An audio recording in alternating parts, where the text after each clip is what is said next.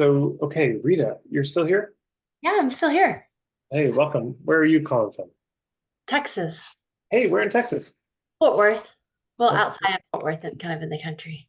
beautiful. My core admin person, Monica, is in Austin. Oh, nice. Yeah. Yeah. Yeah. Okay, the question is, I'd like to talk about when to start marketing. Okay, is there anything else you'd like to say to clarify? I I've made probably about like 60% of my course. There's enough in there to keep people busy for probably a year. And I've had people say, "Oh, it's time to start marketing." It's just I have this pesky day job and I'm a mom and wife and I volunteer in the community. And so like I have about 10 hours to give to the course. The perfectionist in me wants to have it all nice and neat and wrapped in a bow, even though I know that probably will never happen. Like I'll always want to work on it. But it's sometimes I feel kind of like a drunk bee. Like I just feel myself being pulled in so many different directions, and like I just sometimes want to jump in like, oh, marketing, right? And I tried some things and I freaking hated it. I was just about to give up, and someone on Mighty Networks was like, no, don't give up, you need to check out Tad's stuff. And I was like, oh yeah, this is way better. So now I'm wanting to like jump into your world and sign up Yeah. for your course and everything, but then I'm like, am I just going to kill myself? I don't want to sacrifice my time with my kids. Like my daughter only has 3 more years left before she flutters off. So for college and stuff. So like how do you know when you're ready Hmm. to make that jump? I don't have any audience, y'all. Like zero people. Just like Yeah. my parents and like my mom. Here's my question is the question about when should you start your business? Like when should you actually launch it? Or is the question more, I already have my business, but when do I start marketing it and letting people kind of know about it and really getting out there? Is it more like actually just creating the business? You know, because you can create a business and just very quietly be working with people and slowly building it up, and it's no problem. And then there's a kind of really getting out there, which is it?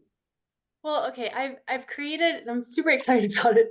I created it's super dorky, a like a home maintenance online program so that you can fall in love with your house again. Yeah, Um, so many people they get overwhelmed and things break and you don't love your space and it sucks to live in a space you don't love, right? yeah. Um, so like wrote it for myself to begin with. But like Well, I don't, it's not really a business per se, but like I said, I have, it's on Mighty Networks and it's mostly done. so let's just say you had 100 people all wanting to sign up tomorrow. Would you feel good about that, or would that be overwhelming for you? Or I would probably, yeah, be pretty overwhelmed, but super excited. Like, I feel like it's probably yeah. ready to go. Well, here's what I would say is because there's a reality you're dealing with of your kids are the age they are, and the time demands are very real. So to me, the most important question is that, right, what's my capacity? What do I have room to do? And just make sure that it's within that you're not going to overburden yourself. And so one of those big questions would be, how many people could I actually sustain, helping? Now, is there a financial need to get this going right away, or is it more like you've got money in other ways and this is just in addition to? Uh, I mean, I have a day job, so like I'm not where it Okay. would If it would help relieve a lot of stuff. Yeah, if there was enough demand, would you leave your day job to do this full time? Yeah. Okay. Okay. So the question of how do you transition from a job to the business it's tricky. Um, and there's two different approaches to this. One is there's this sort of reckless, you build the plane while you're flying. It's kind of done, and you just get out there and you market it and you're like building it as they come. that riskier, but you're out there faster. The other side is you get it all perfect, and you launch it when it's just totally dialed. And that's a real personal call. I think dependent on like what is your emotional bandwidth, um, how urgent does it feel to make it happen? How secure are you financially? How much savings do you have? There's a lot of that. Do you have a sense of where you are in that spectrum? It depends on what day it is, but I mean, um, what if I said in the middle, honestly? Okay. Yeah. All right. So here's another question. How, when do you want to have this launched? Like how far in the future do you want to be full time on this? Like, what's the farthest out you can imagine? Like, man, if I'm not doing this full time by this date, I'm going to be concerned. 6 months? Okay. I would say that's soon. Okay. Yeah. That's probably, This for a long time. yeah. You've been working on it for a long time? Yeah, this is taking forever to write. It's a piece. Yeah. Generally, I would say it takes about 3 years to Okay. get it to be sustainable. Be fine then a year and a half. So but it depends on this. So just for everyone who might also be wrestling with this in some way. Um, okay. So we go back to this. A lot of this depends on how solid these things are. For example, if somebody comes to me and they say, how fast can I get this going? And they're using unethical tactics, I'll say, well, you're going to boom in the beginning and then you're going to struggle forever. Like you will never really get there. I don't think if you're unethical, or it's just going to be so much work you're going to wish you'd never started. But if they're like, no, I'm committed to doing this ethically, and there's a really clear niche, like there's a kind of unoccupied space in the marketplace, there's a real demand for this thing, whether it's the boat or the journey, then okay, this can happen potentially faster. If you're hitting a sweet spot in the marketplace and nobody else has done this and there's a big demand, you could be full time tomorrow, potentially. But it depends how good the niche is, and then also how clear is your point of view. How well have you thought through your business model? Because sometimes people say, "No, I just got to leave my job," and they have a great niche. The point of view is pretty clear, but the business model is so janky, and they jump in and it sort of collapses. And then do you have relationships with the hubs? So if you're wanting to do a kind of slower approach, then you just get these things all set up so that when it comes time, you can shift part-time, if that's a possibility, and start to build this up more, and then, transition out. But also you can start to put it out there in smaller ways. You could say, hey, I'm just doing a limited run on this. I'm offering 10 spaces in this program because I don't have a lot of capacity and I really want to just make sure it's right. So you can get 10 people in, and then you could invite in another 10, and then another 20. You can do it in stages. It doesn't have to all happen at the same time. And I would say too, that it's part of how we're going to learn this stuff is by trying things. There's a danger of the paralysis of analysis, where the truth is you're going to get your niche 70% clear, and then you're going to have to try some stuff. And so it doesn't even have to be the whole course. Like you could, for example, start with just, I'm doing a signature workshop. I'm doing an hour-long presentation on my take, or I'm just going to have a bunch of conversations with people, or I'm going to do a day-long workshop on this, or it doesn't even have to be the full thing. But you can start to test out some of the premises and the ideas and the interest. And also, important for everybody, I got this from Danny Iny, you can sell the thing before you've made it. It just depends what level of stress you're willing to endure. But you can just say, I've got the idea, and you pre-sell it. And if there's just not enough people, you refund the money and move on. But it's actually probably a good idea to test the concept in a small way, to pre-sell something, to even see if there's interest in this. Because otherwise we can put so much effort into something. And if you go to my YouTube under the playlist look for pilot programs or beta tests or something, and you'll see a number of videos there which may have some helpful thoughts on this.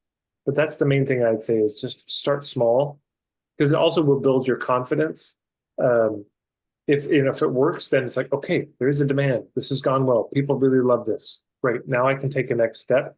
I would just, for most people, I would avoid the I'm quitting my job and starting my business and just fingers crossed that it all goes well, because I've seen that go very badly a lot of times.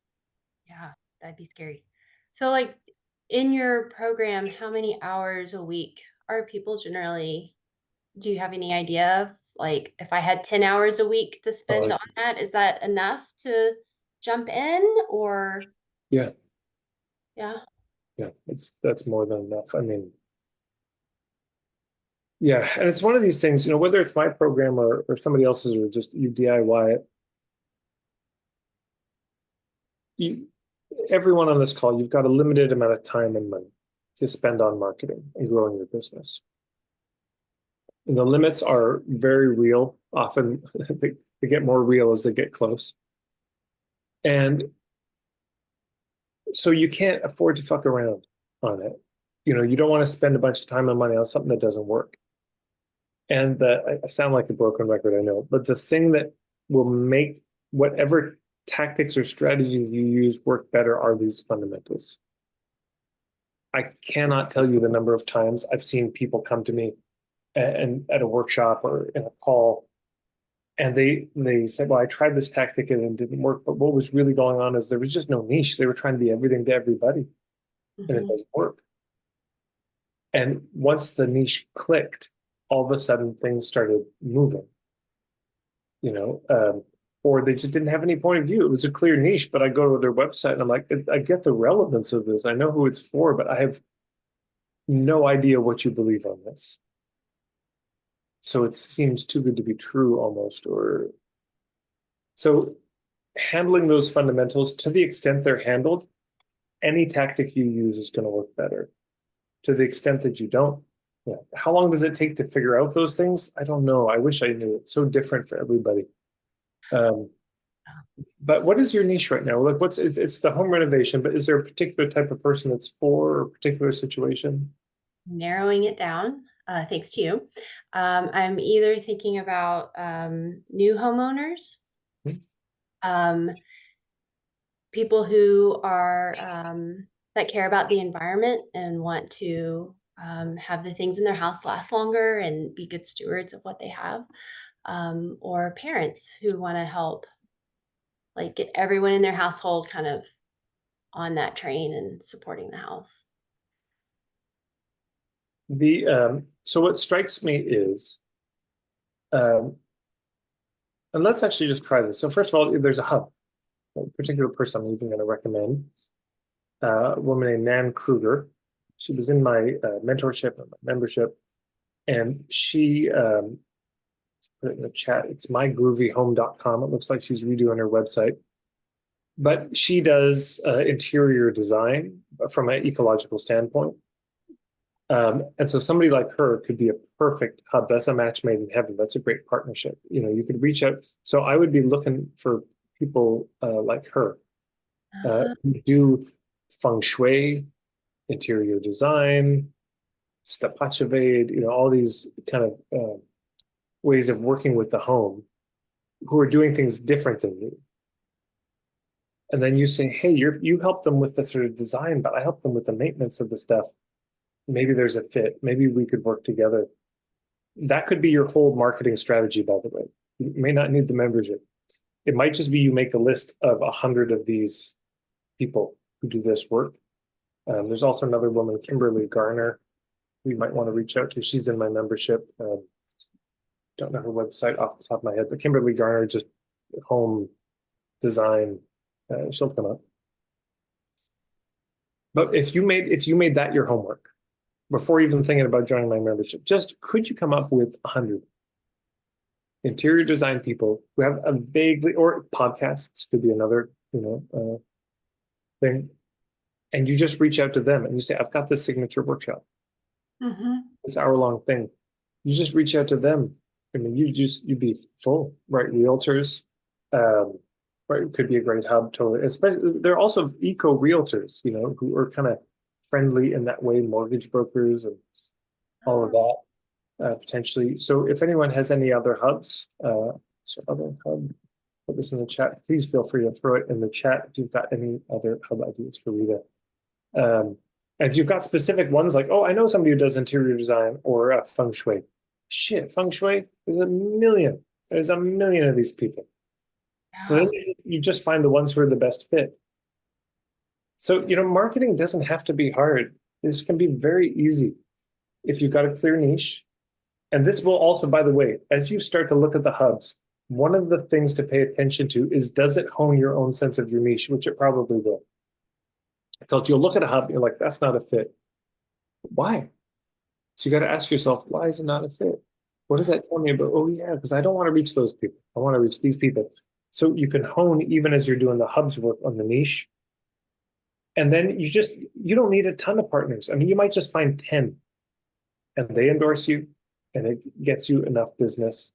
But there's tons out there. So that's what I would start with. Awesome. Thank you so much. That really helps. Yeah, you're welcome. Okay.